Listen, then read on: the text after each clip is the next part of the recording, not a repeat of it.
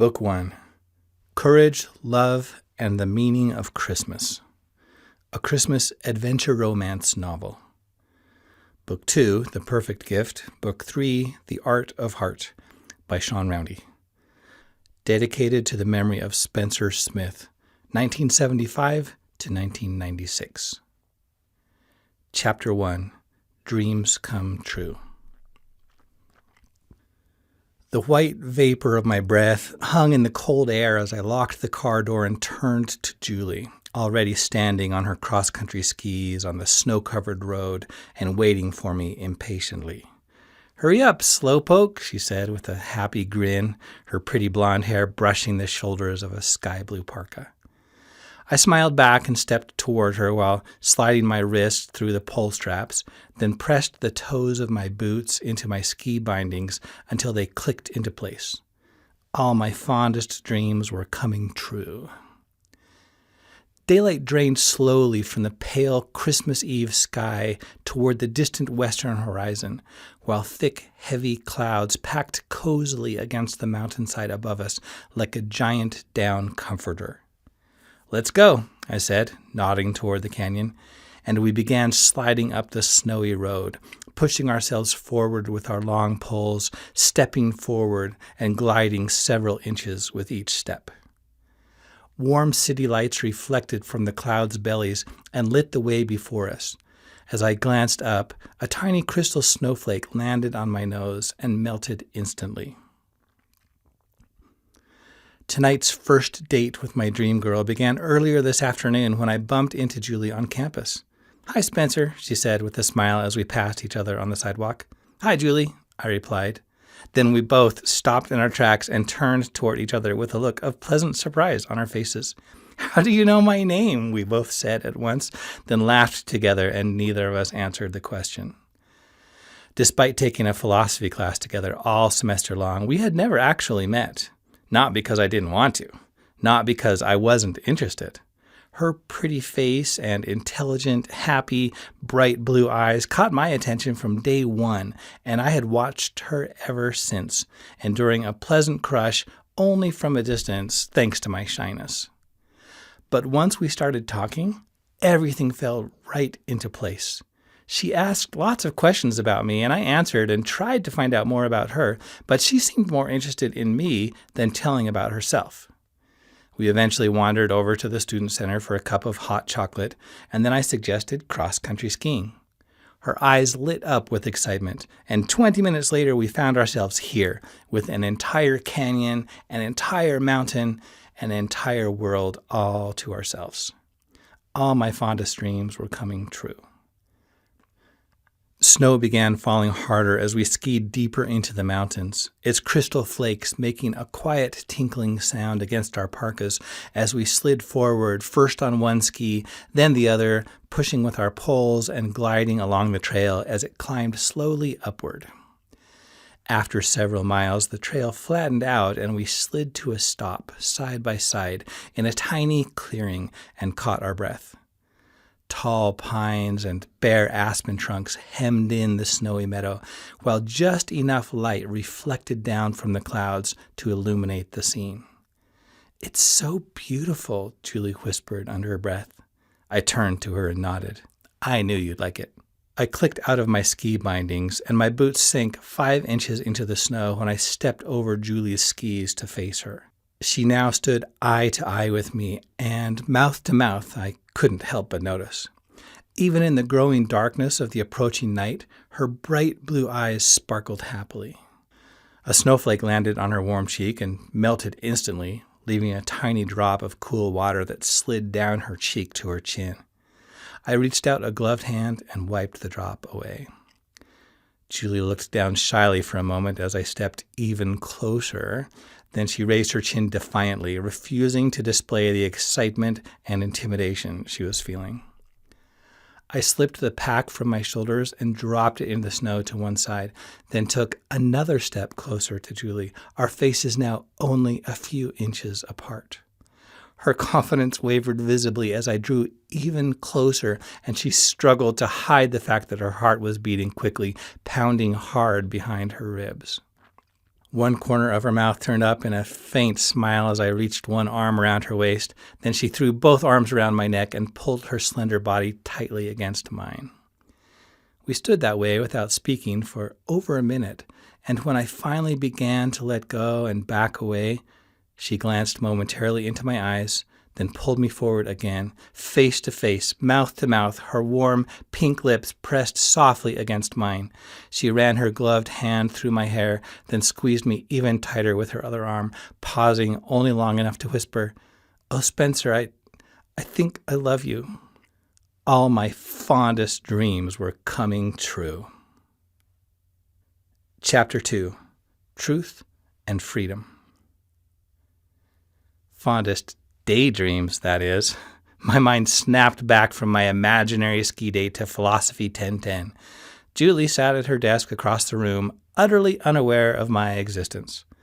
All semester long, I had wanted to get to know her and wished for the courage to do something about it. Walk up and say hi, ask to borrow a pen, ask her out, anything. But fear of failure, certain, absolute, guaranteed, humiliating failure, had prevented me from trying. So here I sat with my roommate and best friend, enjoying the futile crush from across the room. Meanwhile, the professor droned on about the problem of human freedom. Apparently, certain philosophers couldn't reconcile God's omniscience with the idea that we humans have any ability to choose for ourselves. Apparently, if God knows the future, then we are powerless to change it. Apparently, everything that ever happens was destined by God's foreknowledge. Duh, I thought for the umpteenth time. I didn't understand how all those philosophers could be so dense. Knowing isn't a causal factor. I know that the sun will rise tomorrow, for example, but my knowing doesn't make it so. My knowing is secondary to the fact. If the sun decided on a whim to take the day off, I would be powerless to stop it.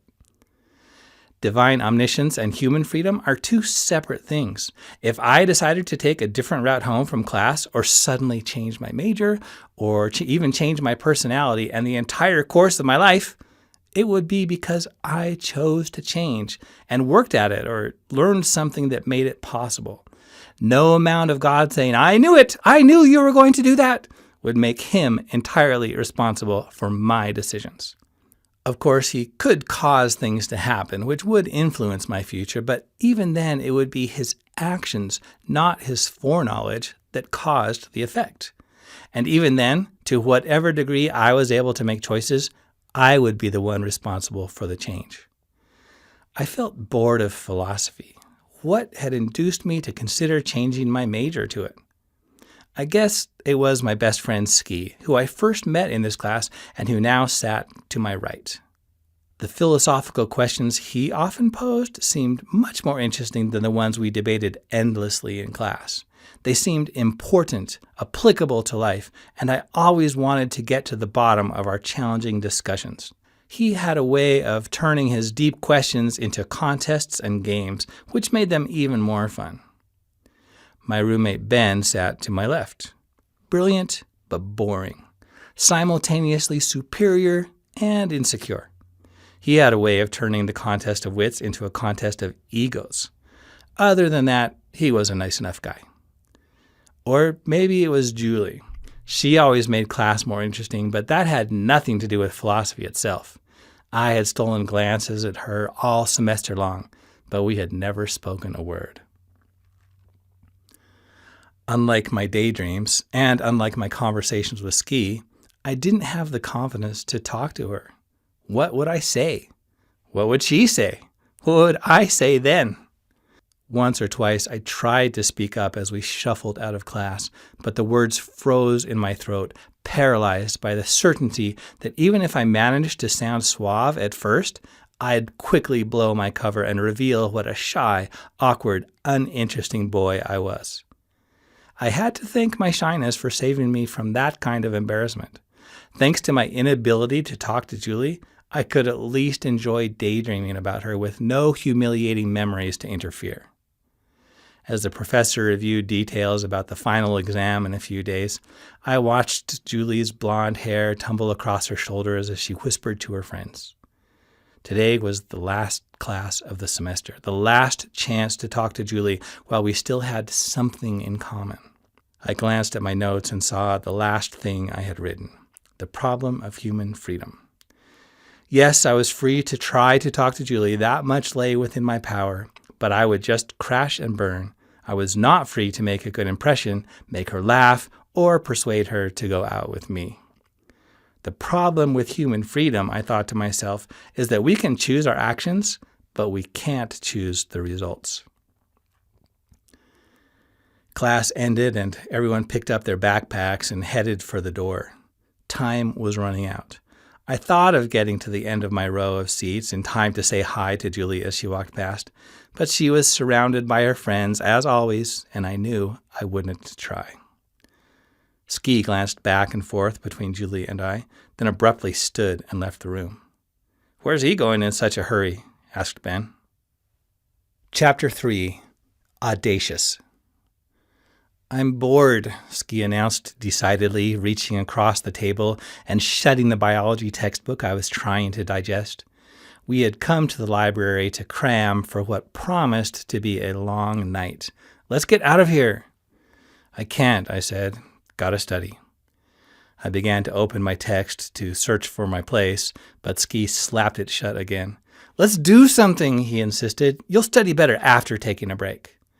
"There's no time for a break. My final's at 7 a.m. I have to finish 3 more chapters tonight and review 6 pages of notes. It's comprehensive." "It'll just take a minute," Ski assured me. "We'll chuck some snowballs at cars or get a snack and then come right back, and you'll be amazed at how much smarter you became." "Go away, please," I said, sliding my book down the table away from him and opening the cover again. "Not everyone can be a genius like you." It was true. Ski was book smart. He read quickly and retained enough details to get straight A's without much effort. "Spencer," Ski began again, "I'm asking you this favor as a friend. It's important. I'm bored." Ski was clever as well. He had a way of twisting everything to his advantage. I usually enjoyed the challenge of keeping up with his subtle and not so subtle manipulations, but not tonight. I shook my head, found my place, and began to read. "Frankly, Spencer, I'm shocked that you value our friendship so lightly. After all I've done for you?" "To me," I corrected. Ski was also extremely sarcastic and the biggest practical joker I had ever met, though his sense of humor was more subtle than most. "What about all the women I've introduced you to?" "Shh, I'm trying to read." "What about Janie?" Ski interrupted again. "She was beautiful, she was intelligent, she was charming. You told her I was a reporter from TMZ working undercover to secretly interview beautiful co-eds and shoot an expose on the country's 10 hottest campuses." "Well, I had to tell her something to convince her to go out with you." "Then you told her I was dying of cancer." "I had to tell her something to explain your shyness and why sometimes you didn't have anything to say because life is so precious and I didn't know how I would ever let it go." Ski paused for a moment. I admit that was not my finest moment. He thought for a moment longer, then began again. "What about Carissa? She was—" My expression stopped him. "Carissa was fascinating and fun and came into my life periodically, just long enough to win my trust and make me addicted to her again before vanishing for weeks at a time when she wouldn't drop by or answer my calls, long enough to spoil most of the good memories." "I see your point," Ski conceded. Despite any trouble Ski had caused me over the few months we had known each other, I had to admit that I enjoyed his friendship and admired his audacity, which happened to be my greatest weakness. I wasn't a coward exactly, but I could be shy and rarely tried to change. What for? Whenever I tried, I only made things worse. I looked like an idiot, and my fear of fear itself only increased. If I kept my mouth closed and let Ski do most of the talking, then I could at least appear audacious by association. It felt good. It felt exciting. It inspired me to at least dream about overcoming my shyness someday. Maybe if I dreamt about it long enough, that would count as practicing, and I'd eventually be able to do it for real. As Ski worked on his next argument, the door to the study room opened, and a brunette walked in and made her way to the far end of the long oak table. "Hi," Ski offered as she walked by. "Hi," she answered without taking much notice of either of us. She opened her backpack and pulled a few heavy political science textbooks from inside. Ski watched her for a moment while he formulated his plan. "Excuse me," he interrupted. "Can I ask your opinion on something?" The girl looked up, but didn't speak. "What's your name?" "Lauren," she answered expressionlessly. She looked like the conversation had already taken up too much precious time. "Lauren, my friend Spencer here has one more year left before graduating in pre-law. He has a shot at valedictorian and the presidential fellowship, but his parents say if he doesn't have a girlfriend by the time he goes home for Christmas, they want him to stay home and take over the family business. He broke up with a girlfriend at the beginning of the semester and says he can't find anyone to date who's interested enough in her studies." Lauren's face had become a mixture of incredulity and annoyance, but at least Ski had captured her attention. "Now, I'm not asking you to be his girlfriend, even though he is very intelligent and charming, but would you be willing to make an appearance with him at lunch tomorrow when his parents drop in?" Lauren looked at me and back at Ski, one eyebrow raising while the opposite corner of her mouth rose in a slight sneer. "His parents run a political think tank back east, so they want him to take care of the sailboat sales shop in Virginia Beach." Lauren let out a little sigh, but her expression gave no clue about her reaction. "Tell you what," Ski tried again. "Just join us for a quick bite tonight, and you can decide if it's worth your time. That way, if it works out, you'll at least be acquainted." "Sorry," Lauren finally answered. "Gotta study." "Listen," Ski began, changing strategies. "The truth is that Spencer saw you in the student center and has had a crush on you all semester, but didn't have the courage to ask you out. Sorry about the whole story thing," he added with an apologetic shrug. "If it wasn't finals," Lauren said with a very slight smile, "you might be funny." With that, she piled her books back into her pack, slung it over one shoulder, and left the room. After a minute of quiet, and just as I began to read again, Ski broke the silence. "I can't believe you let her get away," he said, shaking his head. "She's smart. She's a keeper."